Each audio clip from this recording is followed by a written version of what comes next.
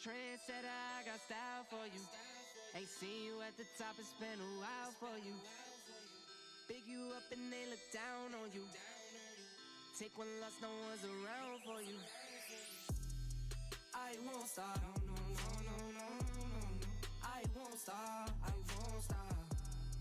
I won't stop, no, no, no, no, no, no, no. I won't stop, won't stop. Yeah. I'm so handsome. All in Carmine's with my Benz, I'm so fancy.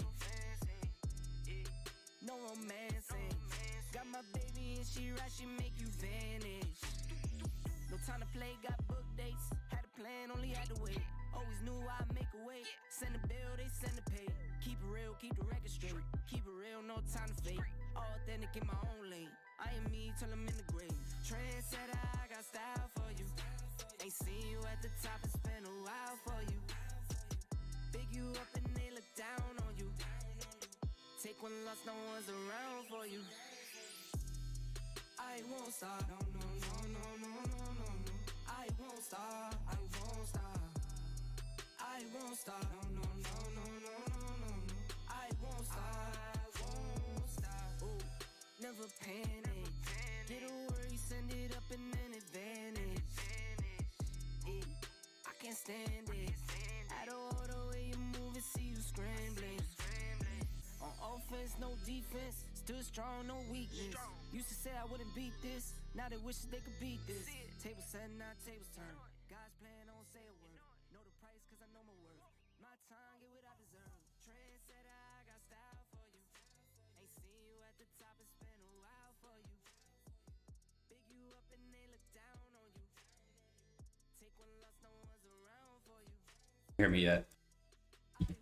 There we go. Now you guys can hear me. I got some awesome stuff to talk to you guys about this week. But the most important thing I need you guys to understand. Are you focused? Are you with me? Like, are we here? Are you here with me? You guys did amazing last week. We're all the good tips, blowing up, we're working on yourselves. But today we're gonna learn how to talk about playing this game. But first, I need to talk to you guys about life.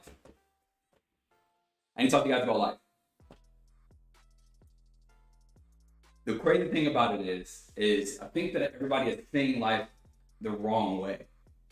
And as I read more books and as I start to learn a lot more about success and wealth, a lot of this stuff starts to make more sense for me. And what I'm going to do today is help you figure out how to actually play this game of life, this game of success, this game of money, richness, and wealth the way that these wealthy people are. Like actually, I'm gonna teach you something that they aren't even thinking about. Remember, this is like all about in the brain, right? All about in the brain. So I'm gonna teach you some good stuff.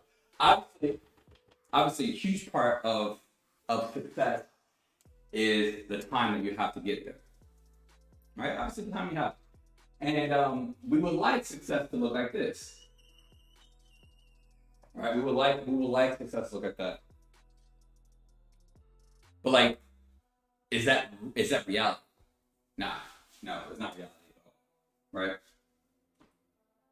I got an eraser for you guys. Here we go.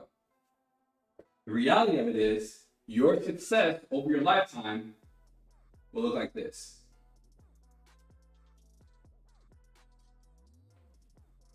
That's reality. Your success, your wealth, your money, your value, whatever it is, all right, it's gonna look like this.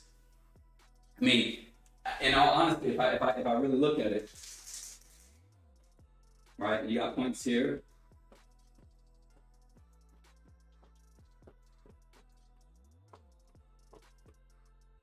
And if we were to take this point all the way down to this point, you can't even see that. If we were taking this point all the way down to this point, this is what we're looking at. All right. But like, do we actually see our success as kind of like elevating like that? No, we don't. All right, we don't actually see that. Right? Like, the reality of it is your life, like a human life, is actually extremely, this is the word that I'm going to use,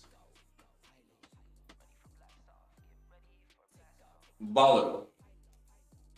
The human life is volatile. Like, your life is actually volatile. Like I need to pause the music on that one.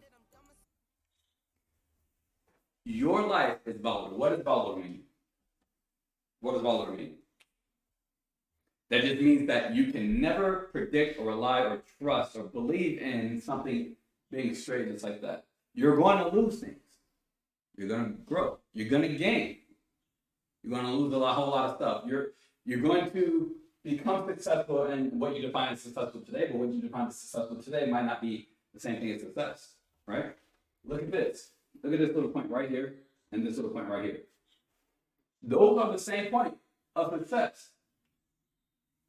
But for you, you might see this and, when you're, let's say you're 30, you might see that and think, you know what, I'm actually doing well.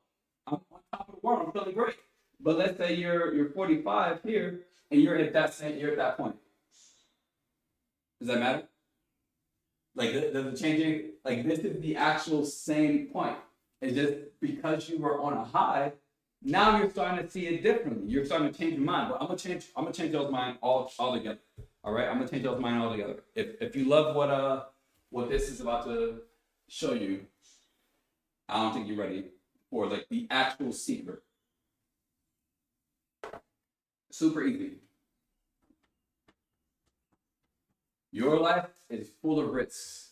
Your life is full of risks. You're gonna take tons of risks all your life, especially with trying to become successful, right? With trying to become wealthy, all that kind of good stuff. So here's what I want to show you, right? How do we protect ourselves from this? All right. So I want you to think, what does this look like when it comes to like investing? Look like the stock market. Right? Looks like a lot of you guys probably know it's variable accounts, right? It's variable, it's not fixed, right? You're not putting something in and like that, it just stays there, right? It's not staying there. It's not an index growth where an index growth ultimately will potentially look something like this. Right? It's not growing index and it's not staying flat, it's not staying fixed. Right? It's variable. Your success in your lifetime will be varied. It will vary. And like, that's all right. However, how do you protect yourself against when life is crazy, right?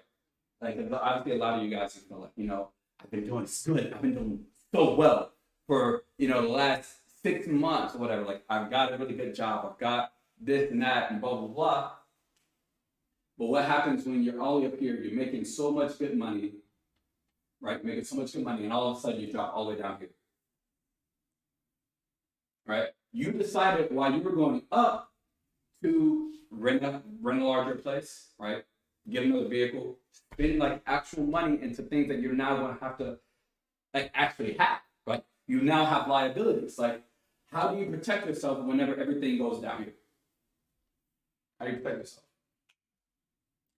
You have to, and this is what I want you to focus on.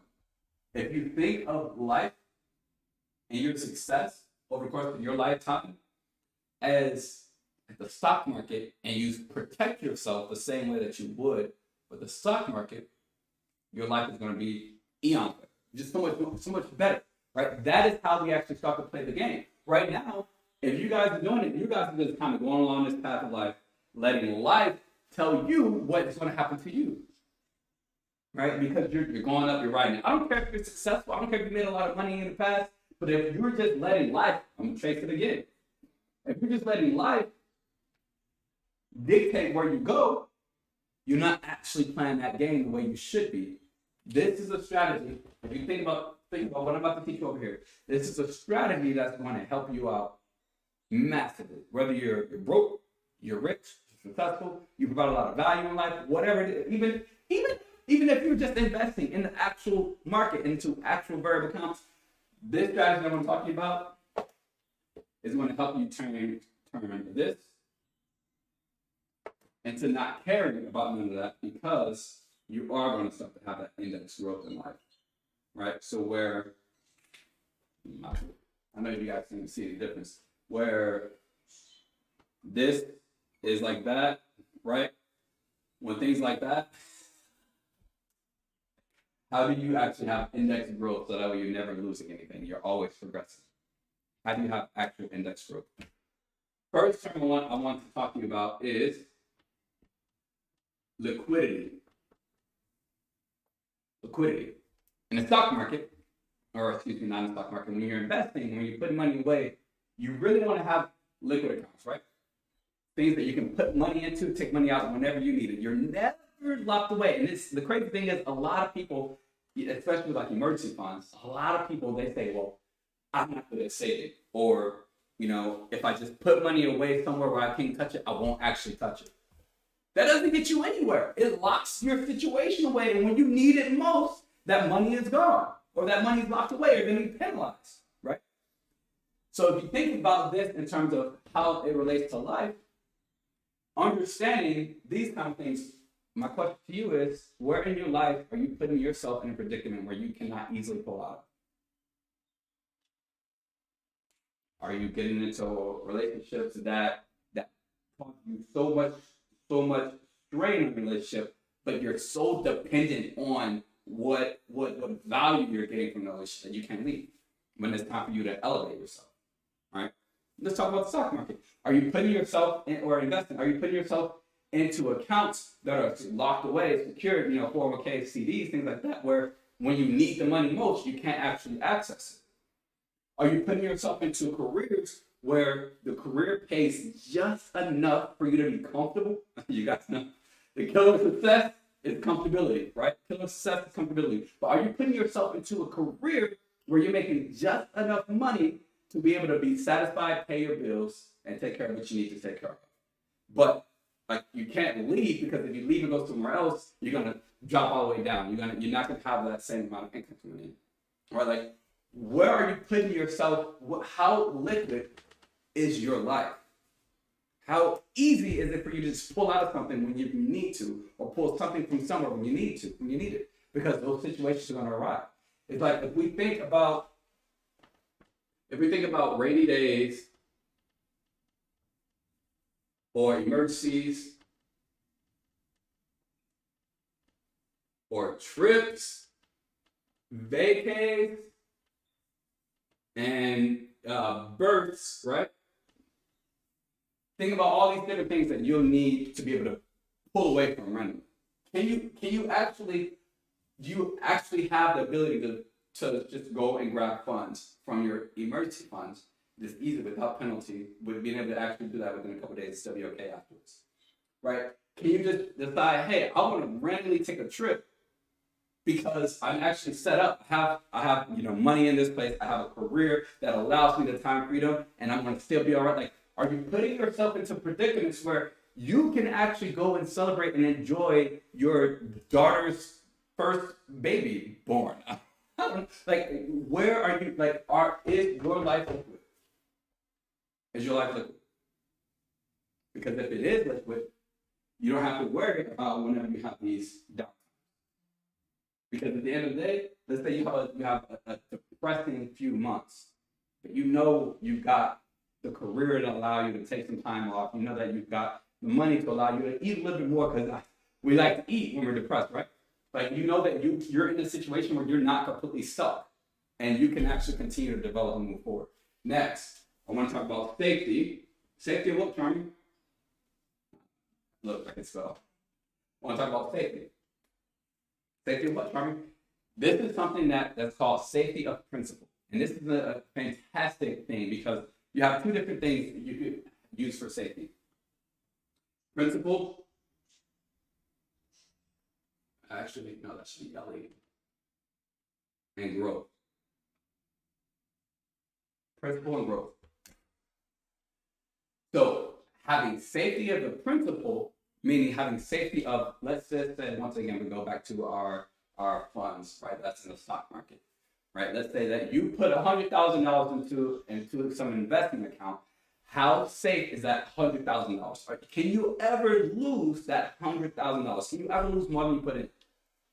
Right? Obviously, in the stock market, the safety of principle is not really safe, right? Because in the stock market, you have the chance of gambling, and you have the gamble of getting a lot of money or losing a whole lot of money, right? What about in life? What is your principle in life? That's like who you are today and everything else. Who you are today. So how safe are you?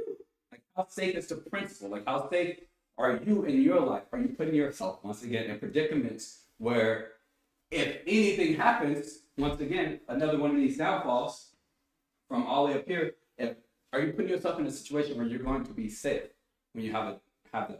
Are you surrounding yourself with communities of people to care about you to make sure that, again, let's say you are depressed. Like, are you in a safe predicament? Are you communicating with people consistently? Are you in a network of people consistently that are only tearing you down, that are not allowing you to be safe? Are you in a predicament? Are you in a safe neighborhood? Right? Like even that. Are you in a safe neighborhood for you and your family, your children? Or your children? Yeah, that's family. Right? Like, are you actually putting yourself in good situations to make sure that you yourself is okay? And then safety of growth, right? So this is meaning, once again, you're investing, right? And you start to get some gains. How safe are those gains? You know, there's some strategies out there where year to year, the actual gains gets locked in and become a part of the principle. So like, are you protecting all of the gains that you get in life? Because I'm gonna tell you right now, the gains that you get in life are up here, but as you grow that, as you start to move up on this crazy scale of success, as you start to move up, are you also able to protect all the stuff that you get, right? So once again, let's say that you do start to have more success, you're bringing in more money, and now you go and rent out a home. Are you putting yourself in a safe position to be able to maintain that new home in the future? Right? Are you reading books and learning more knowledge, taking it all down, writing it down, practicing it, studying it, teaching other people, mentoring others? Are you like doing those so that way it's committed to memory, so that way when you do have some situations that come up, like what you actually grown on is still there, like it's still ingrained in you. You need to have safety of your growth. Right? Next, I want to talk about rate of return.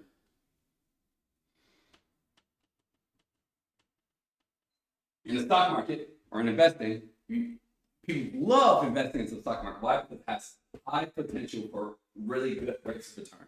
Right? You can put money in now and get much more back later. Like the potential in the stock market is really high. The potential on one of those fixed accounts, like in a regular bank account, is not really that high. You never go. The rate of return is like down there, right? But also, if you have, let's say you have some of those investing or some of those indexing accounts, indexing strategies, things like that, in those cases, yeah, your rate of return potential might not be as high as those variable accounts. However, it is still pretty decent. It's going to, over time, produce a much higher rate of return, right? So it's not about whether you're consistently gaining your, like what you're putting into something, right? It's not about like always trying to grow straight up. Sometimes you just might need to actually pause where you are. And so with that in life, like, are you doing things now that's going to allow you to sow it much better later on? Like, are you doing things now that's going to produce much more success later? Yeah, you don't need to grow every single day, right? But what kind of things can you do that's going to produce so much more fruit later on? It's like the Johnny Appleseed, right? Yeah, he's doing all this work to plant all these seeds for these trees, not knowing that he's gonna plant the whole world, basically, right? But the return that he got on the investment that he put in today, he created something for the entire world. Are you doing that for yourself? Are you planting seeds within yourself that's going to eventually produce really good fruit? Now, what's more important about rate of return is how much you actually get to keep. Right? So we talked about liquidity. Make sure that you are not putting yourself in a situation where you're completely locked away. We talked about safety of both you and the growth that you're going to have and all the things that you're going to get while you are becoming wealthy, right? While you are becoming successful. Having a good rate of return, actually planting a seed inside of you to grow into massive amounts of fruits. But the most important thing is how much of all of this do you get the chance to keep? Right? How much of your account, whenever you're in, whenever you're investing in any kind of thing, do you actually get to keep? Are you going to be taxed year over year on everything you grow, on everything you gain? Or are you setting yourself up to pay all the taxes now, so that when it grows and it's time to pull out those investments or time to pull out that growth, you actually get to keep all of it, right? So aside from what are you doing right now to plant seeds, also are you taking the time to deal with these struggles, these stresses, being uncomfortable now, so that way in the future you're comfortable, you're not struggling, you're not stressed. People say they want balance all the time, and I'm trying to sit here and draw a balance. Yeah. That's balance. I got it tattooed on me because I'm a Libra. But that's balance, all right? People want balance all the time in their life. Let's say you balance. If you want balance, you're going to balance. Over here, you got struggles. Over here, you're going to have struggles. Over here, you're going to have success, family time over here. Like, you're going to have a happy balance, 30, 30, 30. Same thing over here, 30, 30, 30. I know this is getting crazy. Actually, hold on, let me draw this really well for y'all, because I need you guys to understand this.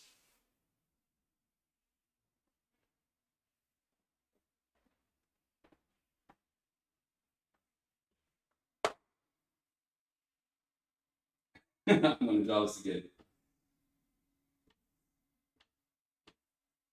We got, what was it? We had family time. We had success. We had struggles. And we have stress. Same thing over here.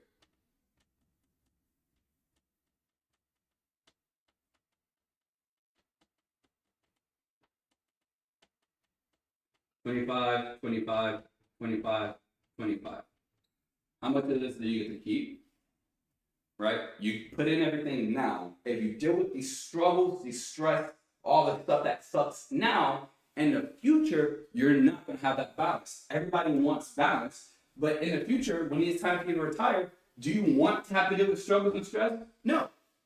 So you have to deal with this much more, not saying neglect your family or your success, but just understand that if you do want the more struggles and stress that you deal with and you build on and you still continue to push through, have that persistence on, later on, you get to keep all of 50, 50. You get to keep all the family success that you're going to have. Right? So how are you allowing your life to be taxed? Are you just saying, hey, I want to be comfortable now, and I'd rather, wait to pay the price of life? Or would you much rather deal with having more weight over here, so that you have less balance like later on? Guys, these are the secrets to actually becoming fully successful in your life. These are the secrets. You need to figure out a way to make sure that while life is so volatile and so risky, always going up and down, you can protect yourself. Just make sure that you're not in a situation where you're stuck, right? Make sure also on top of that, that you're also safe, right? In that whatever situations that you are in, with whatever career, whatever growth, whatever it is, right? Your career needs to be safe, right?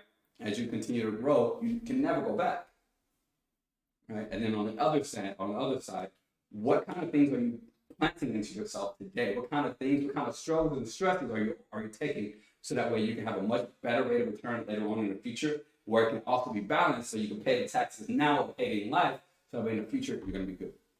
Make sure you do that, and you're going to be protected from that.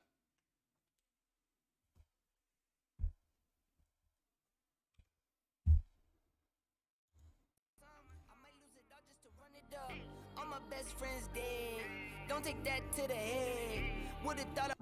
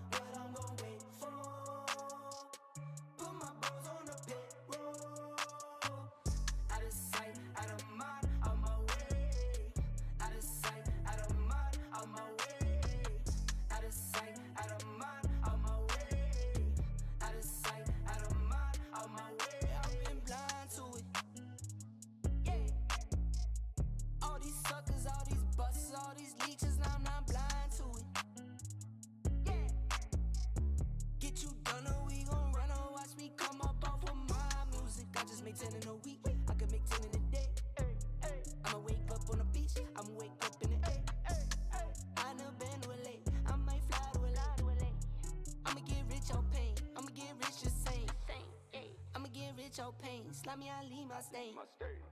Bad little bitty keep brains on my wrist on rain. Ran up out the bank like it's a robbery. Take care of my mommy, I know she proud of me. Yeah, I want as by the case low. Get the millions and lay low. Take mine, what I'm gonna wait for. Put my bros on the payroll. Out of sight, out of mind, out my way. Out of sight, out of mind, out my way. Out of sight. Let's go. Oh man. Oh man. I tell you, I always love my little openings. I always love my little openings. I don't know, I always shock myself. It's always something else that's crazy. It's always something else that I'm doing in it, but I really enjoy. I actually like I love this. Man, you guys don't understand how much I miss streaming and sharing and like the lifestyle stuff that we get the chance to talk about and do here. Yeah, that was. I hope you guys got some really good value out of that. Ow. I hope you guys got some really good value out of that. It should be a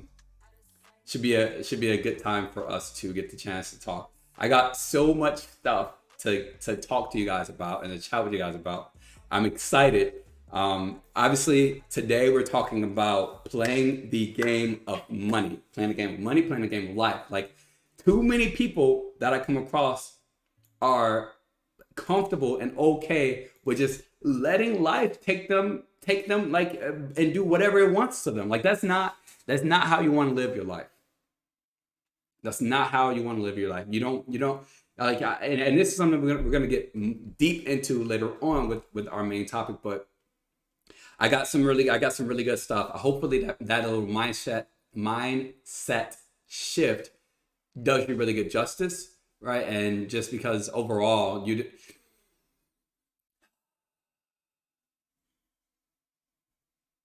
if you can understand that life is like the stock market, figure out ways to protect yourself when it is up and when it's down. Figure out ways to mitigate and protect and prevent many things from happening. You're going to be much better off. You're going to have much better growth than other people that are in your position, right?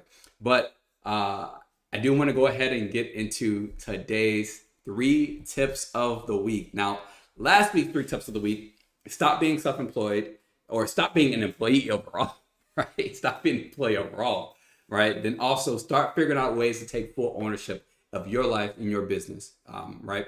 And then also stop doing things alone. Like, actually build up a network that's going to help you out. But this week's 3 tips are going to be, they're going to be more involved with actually communicating with other people. Just because I see a lot of fear that people have when it comes to communicating and connecting with other people. And so what I want to be able to do is actually get into some really good tips for you guys on different ways that you can ultimately start figuring out ways to communicate with people better, while also being able to take more control of your life and the kind of conversations that you guys have and things like that, right? So there we go.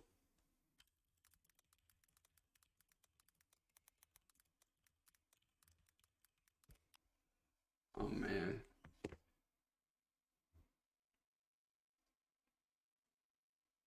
All right. So the first tip I got for you guys, and I guess I could have had that up, but the first big tip I have for you guys for this week is ultimately to figure out ways. Okay, hold on. I want to talk. Let me just give an example first. I know that there's a lot of entrepreneurs, business owners. I know there's a lot of financial professionals. I know there's a lot of people that are in sales that watch my videos, things like that. So they post a lot of things on social media to gain traction and to build up their brand, which is great, right? That's what we all do. That's what I'm here doing. I'm here trying to build up my brand with you guys to provide a much better community, to like actually arm you guys with really good tools to build upon your leadership, to build upon your success. Not everybody does that though. Some people, and if I hit you, I didn't mean to miss you. Is that how it goes? Is that, I think that's how it goes. If I hit you, didn't mean to miss you.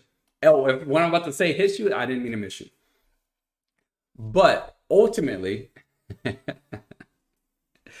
a lot of people, instead of providing actual value within their content, they're not providing value or content within their postings.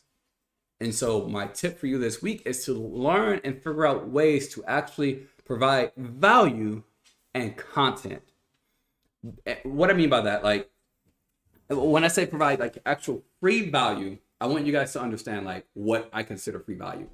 When it comes to free value, I feel like too many people say, hey, if you want to get this information, you need to do this. And not like, hey, watch this video, like a video title. I mean, like in their content, let's say that you see a short video on LinkedIn, for instance, right? And they say, hey, if you guys are interested in learning more about whatever, come to this channel, schedule a meeting with me, you know, shoot me an email, hit me up in our DMs, provide free value. What's wrong with it? If it is so valuable, nobody else is going to steal it from you. Like even if they do steal it from you, you're still much better than anybody else at it, right? But providing free value is going to allow people to actually give you like good feedback and help you out with all types of things, right? Ultimately, it's like what I do here. It's a really big deal for me to make sure that I am not providing freebies, but I'm providing free value, right? And so that's why I want to make sure that as I started to build this channel, build this brand here online, how do I make sure I'm providing actual good value to you guys? The things that I learned that are public knowledge that anybody can go do or read or watch. I'd rather present that to you guys from my perspective versus providing freebies is completely just laying it all out there, right? Like at that point, I would ultimately say, hey, here's exactly what I'm going to do this, right? I'm not going to do that. I'd rather give you the mindset. Free. It's like you got I almost said Lucas and Clark. No, you've got who's that? Christopher Columbus and that whole expedition. You can or you can teach a man how to fish, or you can give a man a fish. But if you teach him how to fish, he'll never starve. Look, I suck at analogies, guys, so don't look. But you guys do what I'm saying, right? I'm not going to give you guys the freebies. I'm going to provide good value for you so that way you're equipped to be able to do these things. Now, on top of that, I do know that I have much more that I'm able to help you guys out with and take care of you guys with and all the rest of that kind of good stuff. Right. So that's fine. If you guys want more information from me, you feel very free, but I'm going to always provide free value. Right. And so that's like getting a chance. Like I love being able to post these videos of the value that I'm giving you guys in these live streams with this podcast. Right. I'm also going to post articles on LinkedIn. I'm not only just posting to get you to come and talk to me and sit down with me. Like it's not going to get me far. Right. And I see that a lot of times with a lot of people. And so I want to talk about why actually providing free value is going to work, right? And so people, they just appreciate value and you like actually being genuine and caring and giving to them, or they actually appreciate that. It starts to build up a lot of trust with the audience that you have. If the only thing that they are always saying is, oh, Minnie, you turn on my camera, baby girl. If the only thing that your audience that you're posting to sees is, hey, I'm doing this, I'm doing big things, come and talk to me and to learn about how I'm doing this, you're never going to be able to actually build trust, right? And what sort of reciprocity are you going to get out of it? Not much, right? And so that's where you want to make sure that you're actually building up good communities and providing actual value, right? But also providing free value to others kind of puts you into a predicament where you are kind of an expert. You kind of you have some credibility. Like right now, I don't have much credibility. I only just started this channel. Right? But over time of providing so much value and knowledge and education, information, mindsets, all these different things, you start to actually look like the expert. Instead, I could say, hey, I'm doing these big things. Come follow me, come check me out, have a meeting with me to figure out how to actually do what I'm doing, or I'll just provide the mindset to you, or I'll teach you some of the things that I'm doing, like right now where I say, hey, provide free value, right? But also being able to provide free value is going to get you much further. Just in the last week alone, and maybe I'll pull it up for you guys. In the last week alone on my LinkedIn, just from me practicing this, providing free value, and I'm not going to say that I'm like the biggest expert on like social media, but I want to look at post impressions. So for me, over the last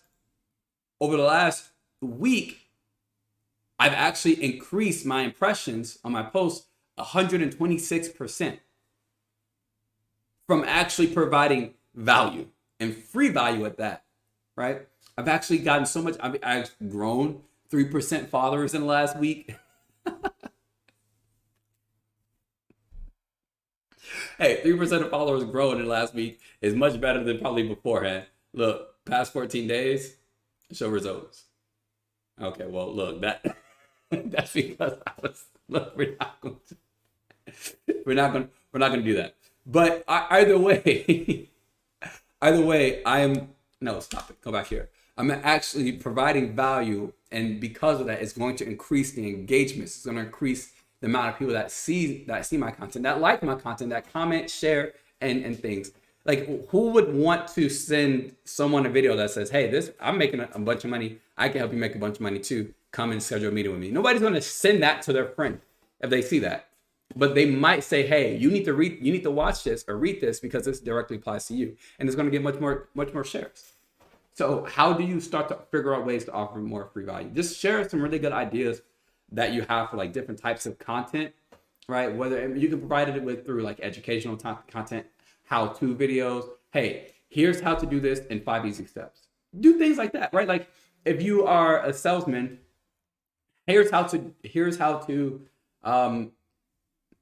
I don't know. I suck at thinking off the top of my head, right? This is why I have to have outlines and write everything down. But I put up in a share educational content. I want to elaborate on that. But besides that, right, provide actual resources as well. That's another thing that I think a lot of people don't provide. Provide the actual resources that you use that are once again free, that are free value, not necessarily free content. But besides that, the only other thing I would say is provide free consultations. I know that there's a lot of individuals, like let's say you're a personal trainer. A lot of times, some of them, they actually might have like a free consultation where you come in, talk to them, learn some good stuff. They'll actually do some exams, some evaluations on you, things like that, right, for free. But that's going to provide so much more value. And then you can also say, hey, here's some of the recommendations for you. And obviously, given the recommendations, I'm going to tell you, you can give people knowledge all you want to. But if they don't know how to apply it, it does not even matter.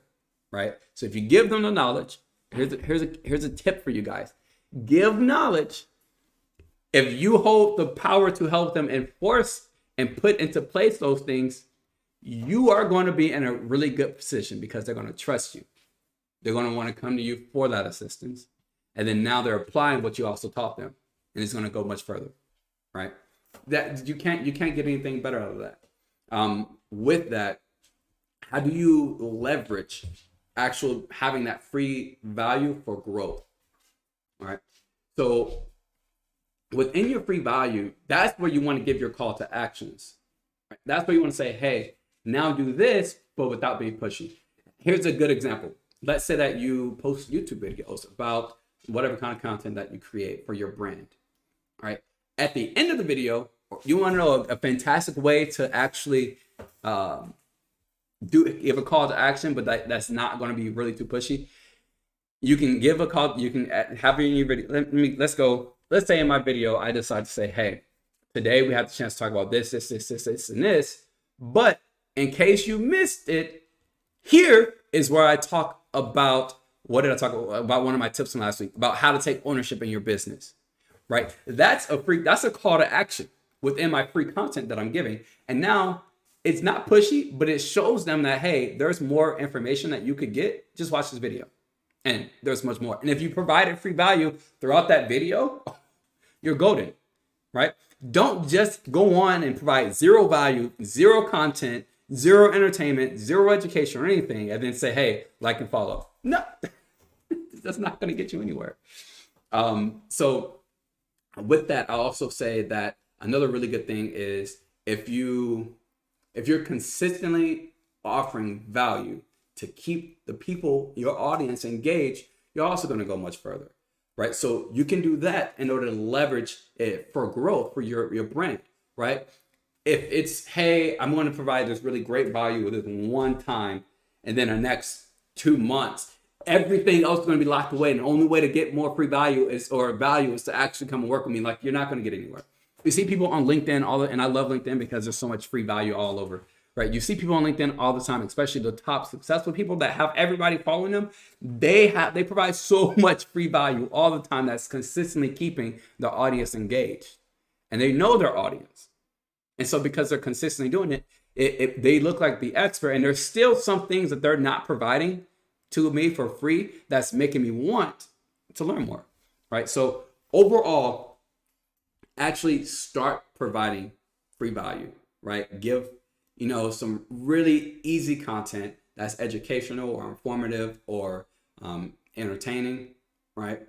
Provide actual value. Start to build and put more into the content that you're creating, right? Don't let that quality suffer. Ooh, that was good. That was good tip number 1 for the week. Provide free value. But like I said before, if it hit you, I didn't mean to miss you. Oh man. Tip number 2. And once again, I know a lot of you guys work in, the referral business or relationship marketing. You might be entrepreneurs or self-employed business owners who are working on building up your clientele base, things like that. One thing I do want to say is a lot of people actually let fear dictate how they prospect for other people, right? Yeah, I don't think that it's the greatest idea to go prospecting, but that's one thing that I do want to talk about. And that's just because, like, for a lot of people, fear stops them. And there's this really great book, The Power of One More, or is it The Power of One More? I gotta think. Power of One More, yeah, by mylett. There we go. The Power of One or Power of One More, as well. No, that's not the one I'm thinking about.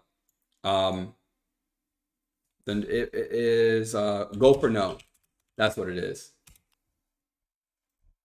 Go for No. This is a book. Who is this book by? Go for No. There's a couple different ones. Yes is the Destination. I want to show you. Yes, it's the destination. No is how you get there. Go for No. This is going to be something that's going to help you dramatically with actually like accepting and taking no's. Here we go. Back here. So how do we start to conquer our fears this week and start to actually approach prospecting other people? Right. So I want to talk about what prospecting is in terms of business. All right. Prospecting in terms of business is when you actually get the chance to speak to someone very briefly to create curiosity in whatever your product is, whatever that product is, whether it is, something in sales, whether it's a business opportunity, whatever the case is, right? It allows you to pique some curiosity, get just some basic information to actually contact them at a later point to like maybe book an appointment or have a meeting and things like that, right? Now, with that, there's a lot of different types of common fears that are associated with prospecting. Like probably the biggest one is fear of rejection. Like a lot of times, people don't want to even, like you might have a conversation with someone, at the mall, right? While you're waiting in line for a hot dog, I guess, right? You're waiting in line for a hot dog and you talk to the person, you're like, hey, how's everything going? It's a really nice day outside. And they're like, yeah, it is a really nice day, blah, blah, blah, blah, blah, all the rest of that kind of good stuff. And then you actually having a really good conversation with that person. And then you think, they might be a great client for me. Or we might be able to be great business partners. Or we might be able to be great whatever. And a lot of times, the fact that somebody could say no causes you to be terrified and not even go in for the prospecting kill. Right? Well, what's wrong with if they say no? If they say no, well, guess what? They just didn't want it, and you'd move on to the next. But like, you never actually know if you never ask, if you never talk to them, or you never offer, or you never actually finish prospecting them. Right? Another fear that's extremely common is the fear of failure, and of feeling like even if they get a no, they failed, or even if like they try to do it, they don't know how to do it.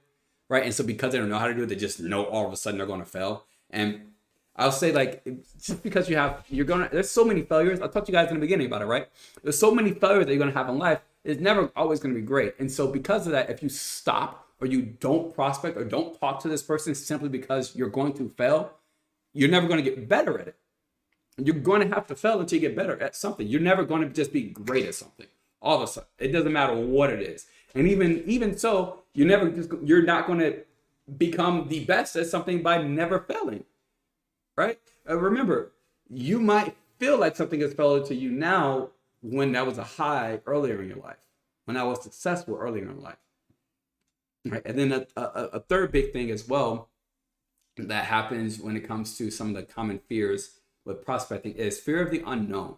Like, especially, this mostly comes from when you don't do it often enough.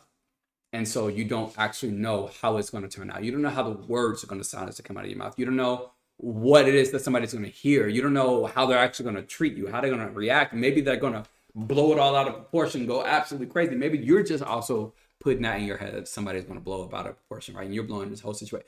There's so many different things of the unknown that causes people to be terrified of prospecting.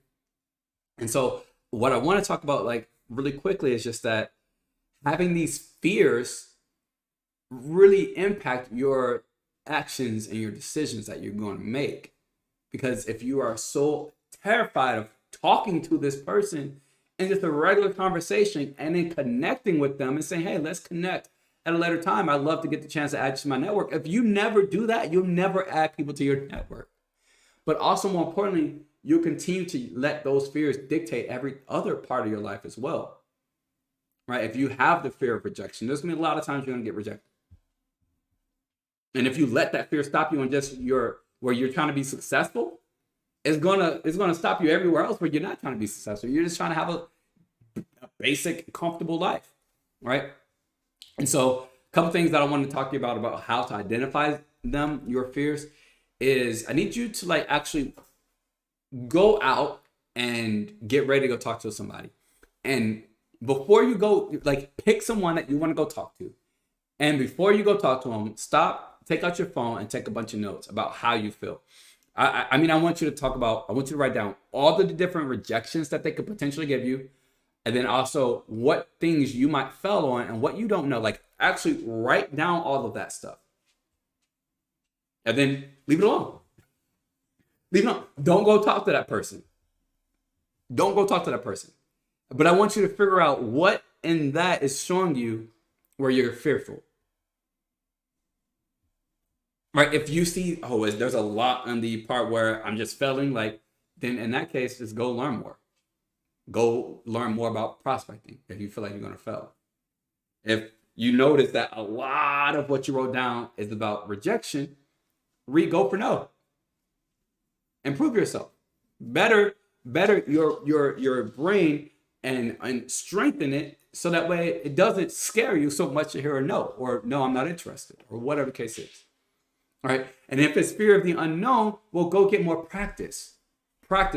Find a buddy to actually like role play with. Get practice on all the different outcomes that could happen.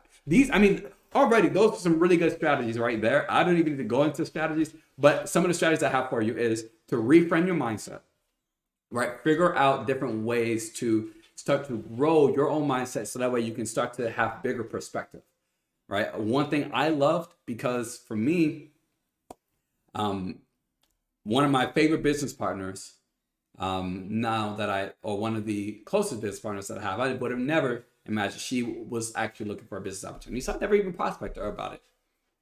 Just because I was just like, oh, well, she's going to reject me. Not that I'm going to fail. And I already know what's going to happen. She's going to tell me no, she's not interested.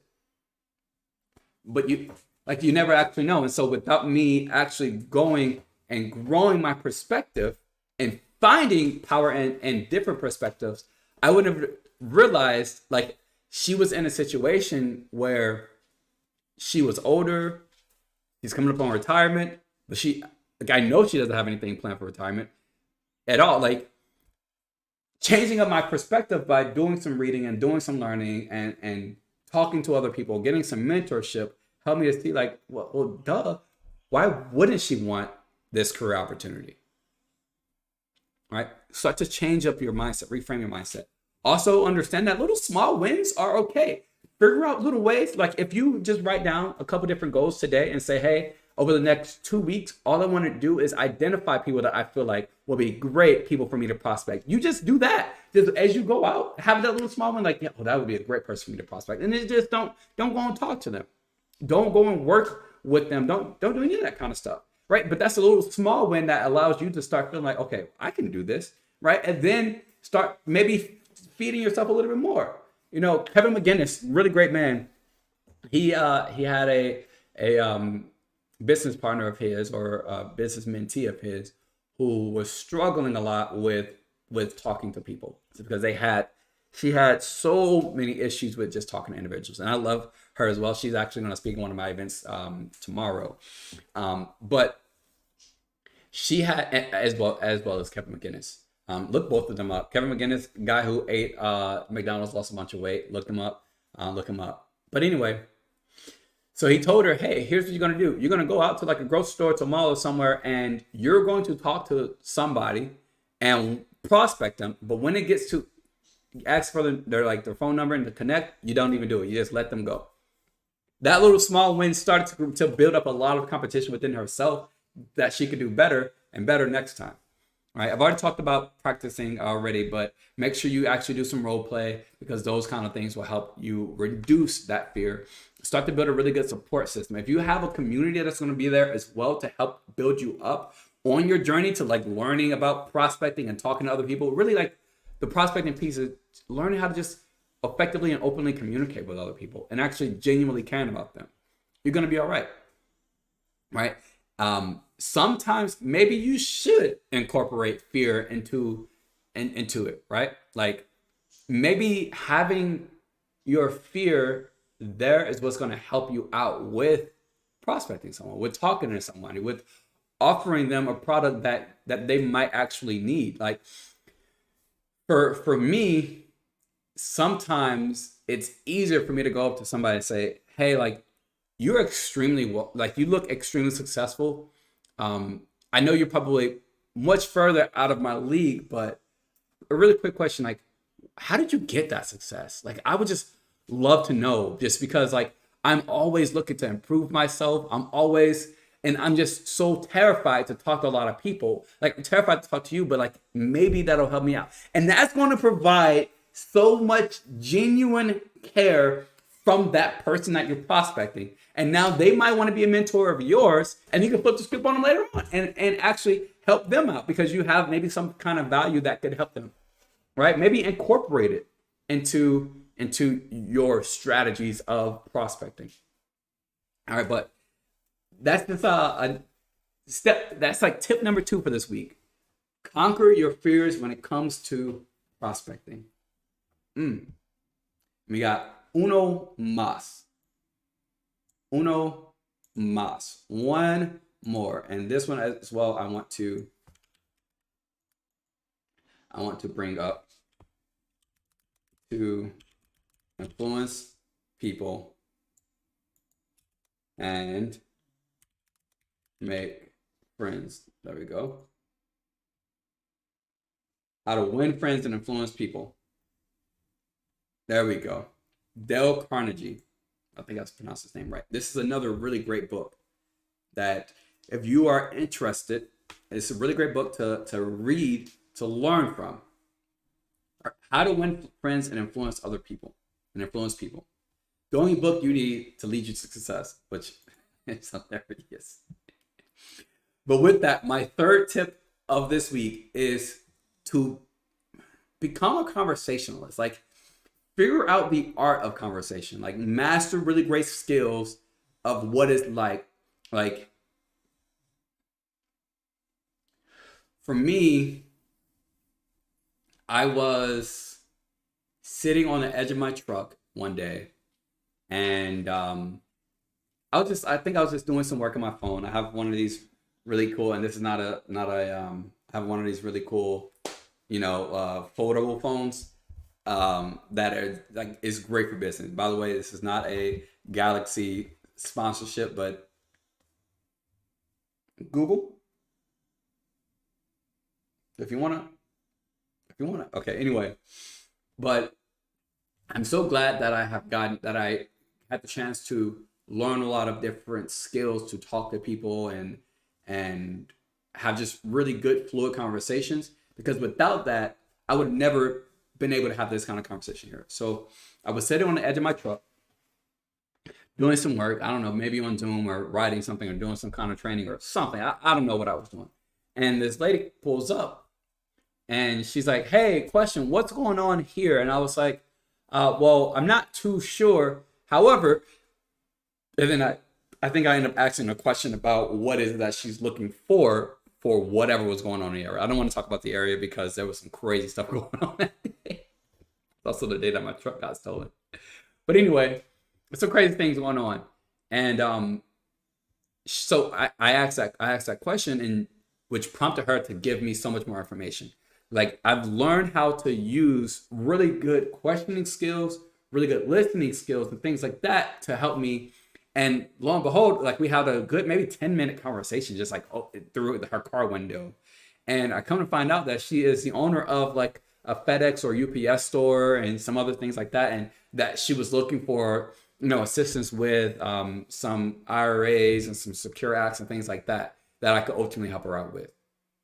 And that provided so many different doors that I never would have thought about, because also she knows so many other business owners and entrepreneurs and self-employed individuals who I can also reach out to, mentor, coach, and things like that, right? So let this have been maybe me from 2 years ago, who didn't really know how to have really good conversations and hadn't really mastered the art of conversation. I wouldn't have been able to even have that. I probably would have been like, I don't know, and just left it at that. But instead, peeking more or like asking more questions, asking open-ended questions, layering questions, and things like that allowed me to actually start to become much better at conversations. And so some of the basics of good conversations, right, is not just about you talking. And one thing that I think a lot of my leaders do very well is at the end of a conversation with them, I notice that I feel really good, like amazing, but likely they didn't talk much. My like mentors and my leaders that I go to, they didn't talk much. I probably talk much more, but it's because good communication and good conversations are not based on, oh, how much can I talk, right? Like, obviously, like in this podcast form, right? Like, I have to talk. It's not really a conversation. No, but like it kind of is. But anyway, it's about listening and understanding and connecting with that person. Like, how much can you feel how much can you make this other person feel like they are heard? Like, you want to actually genuinely connect with them and understand them, right? So talk a lot less, listen a lot more, because that's a much better conversation. Now, obviously, let's say that, people are just not talking at all. Okay, well, yeah.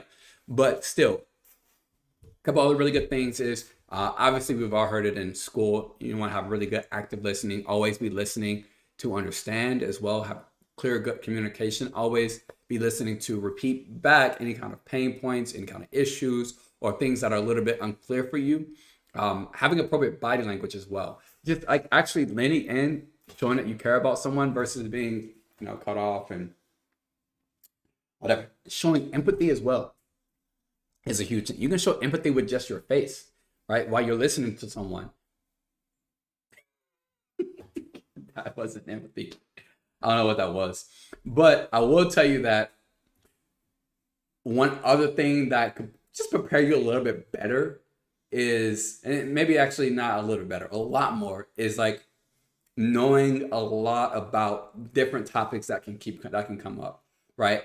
And so what I will say is, let's just say that you are in high school. What kind of things do you know about that?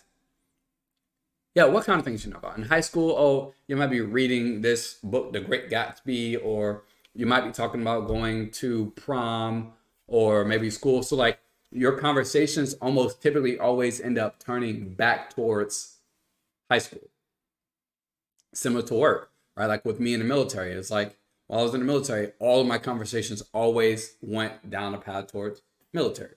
And I can know so much. It's because I know so much about that topic that even if the conversation started talking about eating hot dogs, somehow it's going to turn into probably eating crayons like us Marines do.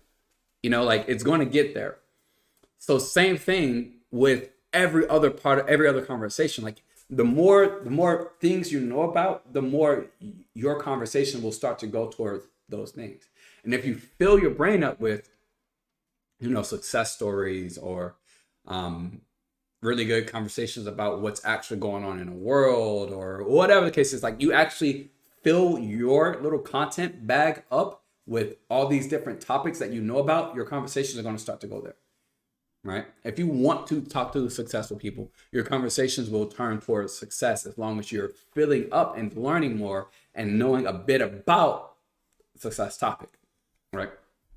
So active listening is a huge foundation to obviously all types of conversations, right? So figure out ways to work with a friend, a family member, loved one, or whatever, to actually like sit down and talk to each other and actively listen. Like don't listen to respond, actually listen, take in the information that they're providing, and not theoretically, every now and again, just repeat it back to them that you've heard what they're saying. Like actually get that kind of practice is going to help out a lot. Breaking the ice is a huge thing because like how do you actually break the ice to start a conversation, right? Let you build up all these skills to keep conversations flowing, but how do you actually break the ice initially? I'll say, we already talked about like prospecting. A lot of times there's a lot of fear of just initiating a conversation, right? So how do you get over the fear of initiating a conversation? Well, let's just say that you are going to call somebody, right? Obviously, typically, hi, hey, hello, how's it going? Those kind of things. But you know that you're going to get into some kind of conversation, right? Actually, like figure out little ways to find something that you and that person can connect with, even if it's over the phone, right? Oh, wow, the weather today is crazy, right? Oh, yeah, it is. And that's going to get you the chance to start that conversation. Like, don't be afraid. Like, yeah, it might be awkward or weird at first, but as with practice, you're going to get so much better, right?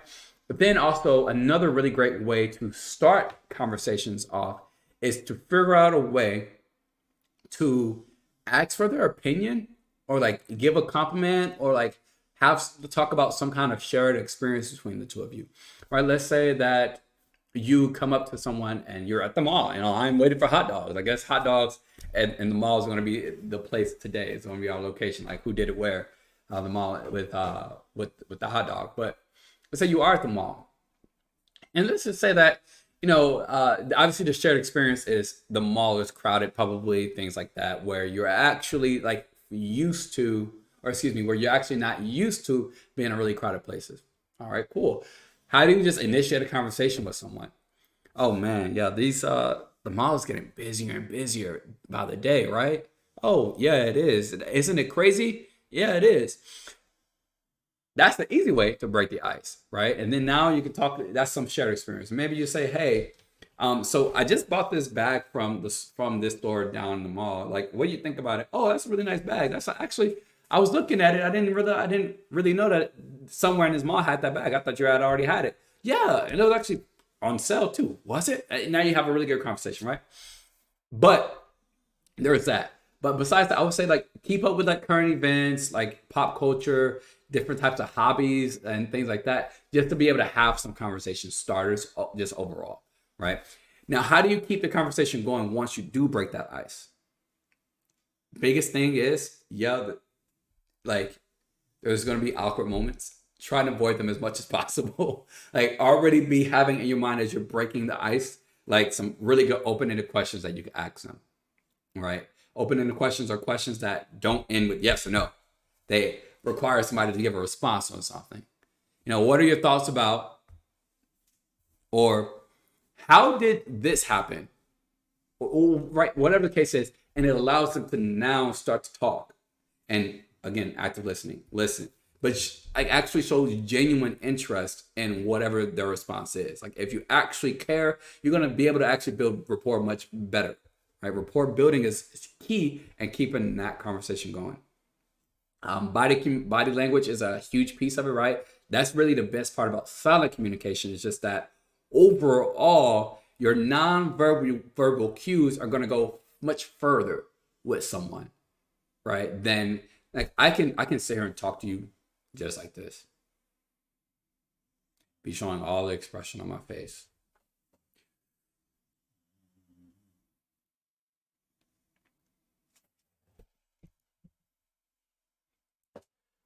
I don't know. I wasn't looking at myself, so maybe I should like look at myself. I don't know. I suck at verbal cues apparently when I'm looking at a camera, but obviously, like nonverbal cues are going to ultimately enhance so much about the communication that you're having that conversation, and sometimes it'll even undermine the verbal communication that you're actually giving. So ensure that your face and your body matches what you want them to feel, right? Also, I'll tell you, there's another really great technique to be able to actually match their body language to relax their body language, right? Let's say that they have their arms crossed while they're talking to you. Maybe they're kind of still a little bit reserved to shut off, right? You can cross your arms as well. That same kind of thing. Yeah, they nod, you nod. Eventually, and this is something great that my leader, Nicholas Bosley, taught me. He says after a while of you mirroring them, is going to the transfer of power is going to happen to where you are now in control of what's happening. So as you're crossing your arms, right, and you're nodding, you'll see that they're crossing their arms or nodding, right, as they're talking to you or you're talking to them. And then maybe you open up your arms and you lean forward. They're going to open up their arms. They're leaning forward as well. Like body communication, body language is huge and very key in having really great conversations. Sometimes I will say that there are going to be some difficult conversations, and the biggest thing is figure out ways to stay calm, be tactful, be respectful, and like sometimes it might be okay just to agree to disagree, like whenever it's necessary, right? Like not all the time are you going to be able to see from that person's perspective. And again, this is why you want to build on yourself, read more, talk to more people, things like that, so that way you can have much more of a bird's eye perspective or an omniscient perspective, right? But if you can figure out a way to see the other person's situation or step into their shoes, that conversation is going to be so much more enriching for both you and them. Plus, if it does get to a point of difficulty in that conversation or is getting negative, you might even be able to diffuse any kind of tensions that were arising because you're able to step into their shoes, right? Not all the time is it a really good thing to say, I've been where you are before, because a lot of times people are going to feel like you have never been. And even if you might have, it doesn't matter. You don't need to say that all the time. That's not going to get you far. But stepping into their shoes and understanding that right now what they probably need most is whatever. Make sure that you understand to stay calm, be respectful, be tactful, those kind of things. So anyway, biggest thing this week to do when it comes to being a conversationalist is to actually practice. Start talking to people more, converse more, actually get out there. Maybe go join some kind of network, some kind of club, some kind of social media group, go to some sort of networking events. I have a big networking event tomorrow. Actually, obviously, like if you're watching this live, then it's tomorrow on Sunday. But if you're watching this later on as a VOD or as an individual video, then you already missed it. There are recordings. And then also maybe just try and start conversations in everyday situations just as practice. Like just a random conversation with somebody. Just text somebody, hey, how's it going? And actually continue on. Actually continue on the conversation. You can put these kind of skills to really good practice. So those are my 3 tips for this week, right? Start posting free value in your content. Start posting content. If you are posting content, actually provide content. Like do that. And then also stop letting fear dictate your prospecting and who you talk to. And then also build on your skills and become a master conversationalist. I need some music after that one. That was some good stuff. So I want to actually kind of talk a little bit because I'm super excited. One of my really good buddies that I had the chance to work with. And once again, guys, I'm going to pull up someone on LinkedIn. I guess maybe just every week I'm going to talk about somebody that you guys can potentially connect to. But this guy is William. I think his last name is Puff. Few. I'm not sure what his name is overall, how to pronounce his name. But this guy, make sure to go and find him and follow him on LinkedIn and YouTube. He has an awesome podcast as well. Right here. Oh, I'm not subscribed. I'm not subscribed. Don't be upset at me. I wasn't subscribed on this channel, but I'm subscribed on my other channel. But we had the chance to actually have a podcast episode that he shared a couple days ago.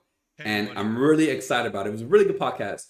Make sure to check it out. I will put the link to it down below. Anyway, his podcast is about post-military playbook. Like, actually, like, what is your life going to be like or about when you get out of the military? So for any of you military people, for any of you military service members, veterans, family members of veterans, whatever, this is a really great channel to be able to connect with other individuals on as well. So if you are looking to connect with other people, definitely do that. I know he's also always looking for other service members who are, who have transitioned to be able to actually, build onto them and help them out. So make sure to check him out, connect with him, network with him, get onto his podcast. Really, a lot of really good stuff. He's a really good dude. But with all that being said, a lot of good stuff we chatted about so far. Life is crazy. Life is volatile. Life goes up, life goes down. But we talked about how to mitigate that and how to prevent it, right? I gave you guys my 3 tips for the week. Now I want to talk about goal setting and goal tracking. This is extremely important to me because if you're going to actually ride the wave of life, you're never going to get anywhere. But if you have a goal that you set and then you also know how to track and hold yourself accountable to, you're not going to just allow life to just throw you wherever it wants to, like the Hulk with Loki, right? That's not going to happen. If that's the beautiful part is you can actually set goals to where you are in control of your own life. And if you track it, you're going to be in a much better situation. So what I want to talk about first, and I want to draw for you guys. What I want to talk about first is, where are we at? I need this to be big. Vision.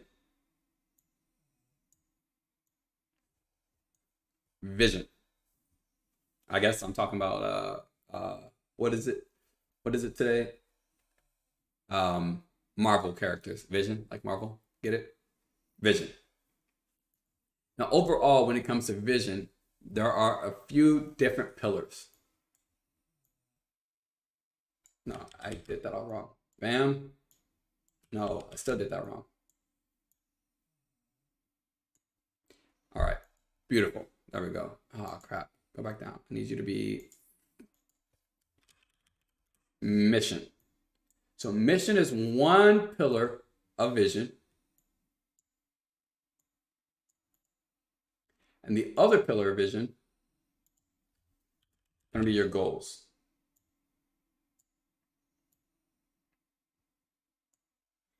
All right. Now, a lot of people don't realize how having a vision is different than having a mission, and how having a vision is different than having a goal. right?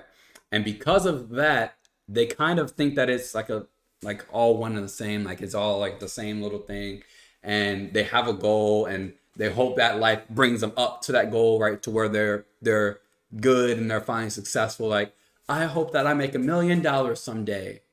Yeah, I hope you do too. But how do you actually get there, right? Like, how do you actually have a vision, a mission, a goal that's going to actually ultimately serve you, right? So let's start with the easiest thing, your mission. Easiest thing is your mission. This is, and if you think about it, and I'm going to draw a little bit for you guys. I love drawing. If you think about it, your mission is something that every day you wake up, oh, you guys can't even see that. Every day you wake up, you look in the mirror, what do you see and what do you say to yourself for that day, right? Mission is what you have written on the mirror for you to see every day. Your mission could ultimately be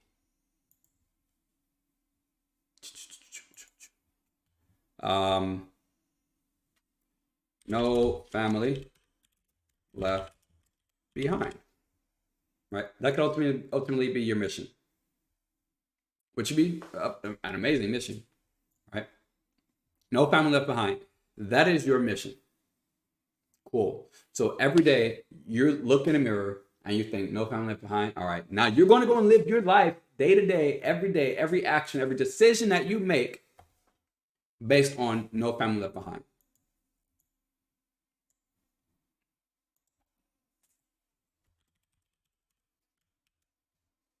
Decision. Oh, Jesus Christ. Decision. Oh, come back up. No, stop that. Decision. Right? Your mission is something that you're going to see on the mirror every day that's going to allow your decisions to be influenced. All right? So that's that pillar of vision. Now, this other pillar of vision is goals. And I want to do purple. So your goals are going to ultimately be just a bit different. So this isn't something that you see every day. It doesn't break down that. This is something that is going to help you as a stepping stool to making sure that you do get to your ultimate vision. All right. So your goal could ultimately be something that is, I gotta write again. Let's go. I'm doing purple. Yeah, let's go purple. So your goal could be to, let's say, what's a good goal? Let's say we were talking about prospecting. Let's say your goal is talk to 5 people. Talk to 5 people. That's your goal. Maybe I need to go ahead and move this over again. Right, that's your goal. Talk to 5 people. Now that doesn't have to be a goal for today. That's just like a goal over the next week or month or whatever the case is. Talk to 5 people. Pretty simple goal. But how do you ensure that that happens? Just like you actually need to have something every day to make sure that you're actually reaching this overall goal, right? So if you have a hard time with talking to people and you know that that's your overall goal, maybe every day you have some kind of daily habit. God, my writing is impeccable. You have some sort of daily habit that you do every day that helps you get to your ultimate goal of talking to 5 people. Let's say that daily habit is read 15 pages and let's say your other goal is text family. You know what? That's supposed to be a family. All right. Text family every day. So this is a daily habit, right? big thing about this is your vision. Oh, no, I can't pick that one. Your vision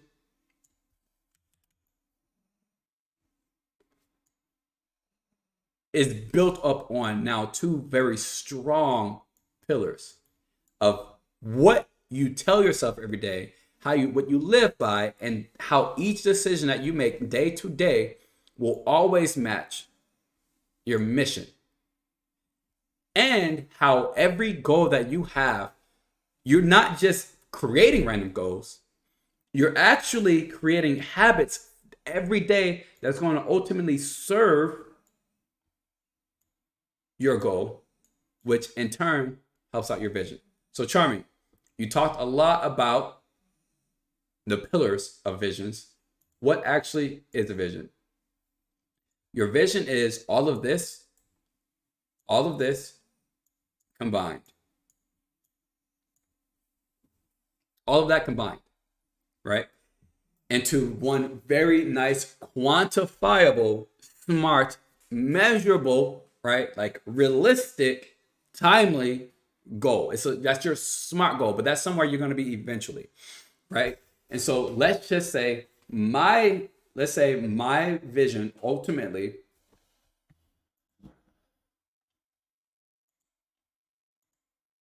actually I'll make it a little bit smaller, is to be the best, my vision is to help provide free financial assistance to underprivileged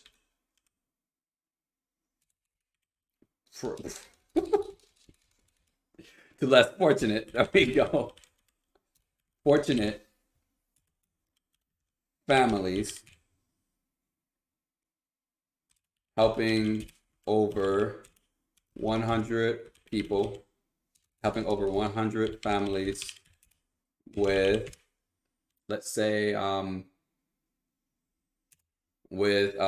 debt assistance and impacting, helping with debt assistance. I will do this by genuinely caring for every family I come across and learning more about communicating in tough conversations with those less fortunate. Now that is a random, that is a very, very, very random vision of mine. I just literally just created that. This is my vision though. Let's just say that this is my vision. To help provide free financial assistance to less fortunate families, helping over 100 families with debt assistance. I will do this by genuinely caring for every family I come across and learning more about communicating in tough conversations with those less fortunate, right? Now, because this is my vision, ultimately, and I could have honestly put helping families in the next 5 years or something like that, helping 100 families in the next year. That would have also made it just a little bit better of a vision. But you can see how my mission is built into my vision. My decisions daily that I have are built into my vision, where every day, anytime I come across a new family that could utilize some assistance, I'm going to actually be able to speak with them and genuinely care about them and their issues and the things that they're having, the struggles and stresses and stuff like that, to be able to help them out. But also at the same time, because I also suck at talking to people, you see that I'm committing to actually learning, texting my family and talking to them. And so I'm going to make sure I'm always learning more about communicating with tough situations. obviously, if I'm learning more about how to communicate, if I'm learning more about conversations, then I get the chance to practice with my family, who we would have ultimate tough conversations. Ultimately, it's going to help me to be able to provide much more value to these families I don't want to work with, or like that assistants and things like that. At least according to my vision, right? So having a vision, having a great mission, and having goals that you can actually track and break down is going to ultimately serve you so much better than just kind of shooting in the dark, right? Shooting in the dark, just saying, hey, I have a goal to do this. And you're not actually tracking it. You can't break it all the way down. Because like, there's going to be a lot of times where you're going to have a lot of motivation to like make this goal happen. What happens when that motivation wears off? You still need to have these daily habits there, right? This is foolproof to where no matter what, you cannot be nothing but successful. And even if I'm only 70% successful, I still helped 70 families, right? Even if I'm only 70% successful, maybe I didn't read 15 pages a day. Maybe I only read 10 pages a day. I think 70% would honestly be about 11 or 12%, but whatever, or pages.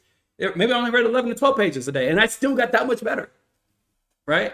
Even if I'm only 70% good at living my mission, 70% of the decisions that I make are still great.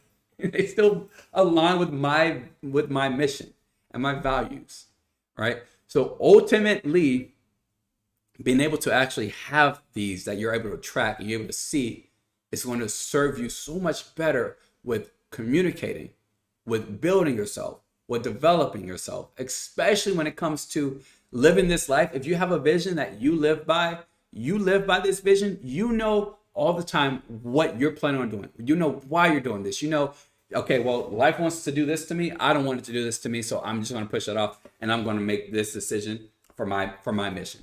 You start to live by your mission instead of living by life happening to you. Mm-hmm. Mm-hmm. It was good. It was good. I love teaching. I love teaching that. The vision, mission, goals, your decision, and also your daily habits. I love teaching that. So hopefully that helps you guys develop massively over the next few months to kind of implement that. Take some time to like actually write down all of these different things, all these different steps to figure it all out with maybe you figure it out with like a buddy of yours, a friend, maybe your spouse, right? What is your vision for your relationship? This doesn't just apply to business. It doesn't apply just to your career. It doesn't apply just to finances. It can apply to your family, your faith, your life. It can apply to so many different aspects. So figure out little ways where that can happen. But I want to go ahead and get into the main topic of today. Oh, good God Almighty! So the book that I read, Secrets of a Millionaire Mind, and obviously like this series right now is about becoming a millionaire. It's about becoming wealthy, about becoming rich, right? Stop being poor, stop thinking poor, stop having a poor filter, stop all these things and like actually like explore your potential. I'm not saying that just because you all of a sudden think wealthy or whatever, you're going to get wealthy. What I'm saying is it's going to get you a whole lot further from being poor and staying poor, right? I had a conversation with someone very dear to me a couple days ago, early this week, where they felt like just because you how do I put it? They told me that just because they change their mindset doesn't mean that it's going to stop. It doesn't mean that they're going to get rich. I say, yeah, that's true. But do you want to keep the mindset that you currently have that's keeping you poor? Like, that's not serving you at all. Right? Again, even if you get 10% better, at least you're 10% less poor than you were, right? By working on your mindset. But I also understood that, that person is also very dear to me. I also grew up with these people, right? And so because of that, like I understand that there is that poor filter on the life, right? And so as I get into today's main topic, I want to talk about actually unlocking your potential, right? Ultimately, like choosing thoughts that are going to propel you to happiness and success. That's ultimately what I want to talk to you about, because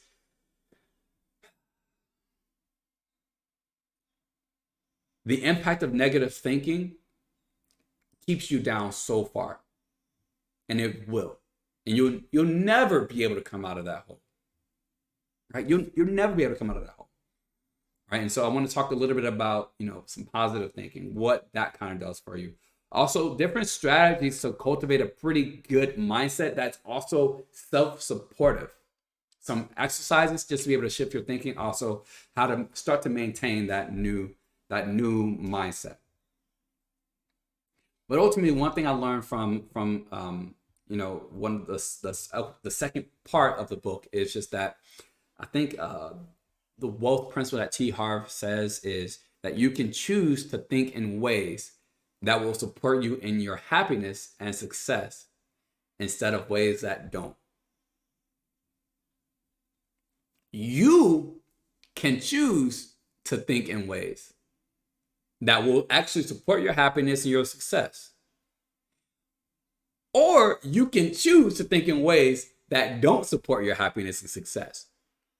Which one would you rather be? Which one would you rather think? How would you like the filter of your brain to feel, to think about that? You have the choice. No matter what's going on, you have the choice to think in ways that support you and your happiness. All right. So mindset is an established set of attitudes held by somebody. An established set of attitudes. Right. It's probably established when you're much younger. It might have been molded and recreated or shaped to the environmental situation that you've had. Right. But I want to talk about a growth mindset versus a fixed mindset. And I know like you guys have all seen it too, all over everything, like growth mindset versus fixed mindset. So I don't need to dive too much into it, but a fixed mindset is going to be a mindset that doesn't allow for the space to grow, right? It creates and makes decisions based on fear and based on the past. It doesn't allow the space for you to fail and learn from it, right? But a growth mindset does the opposite. A growth mindset creates the space for you to understand that there's going to be failures, but you're going to learn from them. Like you actually need to go through those failures in order to learn, right? Like a growth mindset doesn't think there's any other way for you to learn it. Yeah, you can read books and things like that, and reading books is going to help you out, right? A growth mindset isn't going to make decisions based on fear in the past. It's going to make decisions based on what I just talked about. Your mission statement, your values, and where you're going. That's what that growth mindset is going to do for you. And I want to say, like, having that fixed mindset that keeps you bogged down when you do fail, right, is only ultimately going to hinder your success, right? It's like think about it this way. If you are always constantly failing or thinking that you're failing and never doing well, the second that you do well, you don't know what to do with it, because all the rest of the things that you've done, you were failing the whole time. So you can't, it's not like you can go back and say, well, I was failing the whole time and this failure is what created the success. No, you can't do that at all. So you don't know how to replicate it, because the entire time that you were getting to that point of success, you only had this failure fixed mindset. But if you had a growth mindset, you saw all those failures and you did things about them. And so when you do finally have success, you can go back and say, oh man, yeah, I had all this failure, but I did this and I did this and I did this. And because I did those three things when I was having failures, I'm going to continuously repeat that to get more success. Right? And like actually having that fixed mindset isn't going to get you far. So I want to talk a little bit about like why positive thinking can actually physically change like your brain, right? And so studies show that like actually working on positive thoughts, actually like taking some time to meditate and fill your brain with positive thoughts allows like the stress receptors in your brain to actually relax and calm down, right?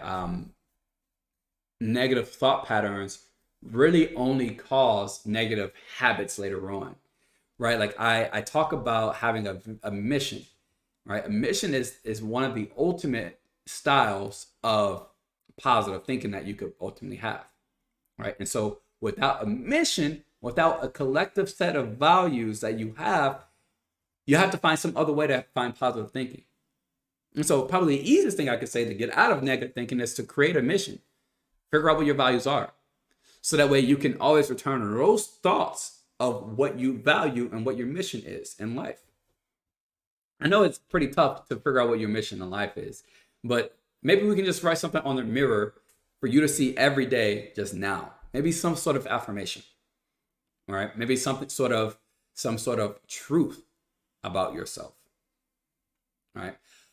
This is a really great quick exercise that you can always do, especially if you struggle from having limiting beliefs, right? A limiting belief is something that you believe about yourself that's not true. That's limiting you from having success, all right? So what can you do in that case? Well, let's talk about some limiting beliefs that I've had. Actually, I want to pull up real limiting beliefs that I've had for you guys.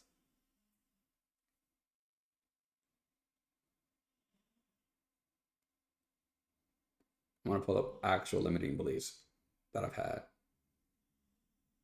All right. Here was 3 limiting beliefs that I had, and I want you guys to write down 3 limiting beliefs about yourself as well. And then we're going to continue through this exercise. So 3 limiting beliefs that I had about myself and my success is I don't have enough time.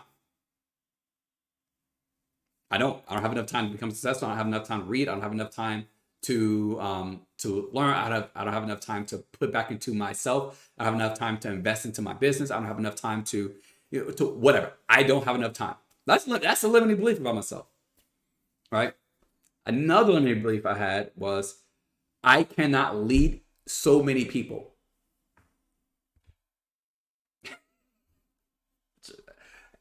Look, this was a limiting belief I had about myself when I first started. I don't understand now how that was a limiting belief back then because I did a fantastic job. But that was a limiting belief I had about myself. I cannot lead and influence this many people. It was a limiting belief about myself. And the third, I'm not worthy of helping more than I have been. I'm not worthy to help other people like that are in more situations than I've been in. One of my business mentors, Nicholas Bosley, learned from one of his business mentors, and they kind of pass it all the way down. And so it's something that I love being able to use with with new individuals, especially in business, or new individuals to leadership, or people who are trying to elevate their lives, or whatever the case is, right? My one dominating limiting belief that summarizes all 3 of those is I am not worthy of what I have. I'm not worthy of the time that I have. I'm not worthy of the people that I lead. And I'm not worthy of the people that I'm going to take care of in the future. I'm not worthy of what I have. Whew, I'm so glad that I don't have those limiting beliefs anymore. But I want you to write all those down. The next thing I want you to actually do to help impact and create positivity out of those negative thoughts is to write down 3 truths about yourself. They don't have to be necessarily correlating with those limiting beliefs, but write down 3 truths. My 3 truths was, I don't quit, I believe in others, and I have to find why me and why I'm so special. Oh, I have found that, excuse me. I don't quit, I believe in others, and I have found why me and why I am so special. Those are 3 truths. And then after that, I want you to also write down your dominating truth. My dominating truth is, my purpose isn't within me, it's within my belief. My purpose is within what I believe in. That's why I'm able to be successful, right? I'm never going to quit. It's not about me. Never about me. It's about what I believe in. I believe in people. I believe in society. I believe in growth. I believe in development. I believe in all these different things. Like, that's where my purpose lies. All right. Oh, man. So with that, You have these 3 truths about yourself. Now the next thing I want you to do, and it's the last thing, I want you to change your statement, like your truth about yourself, and turn it into a question, right? So mine will be, I don't quit. Why don't I quit? That starts to empower you. You see how empowering it. Like, why don't I quit? Oh, why don't I quit? I don't quit because, like, if I start something, I'm dedicated.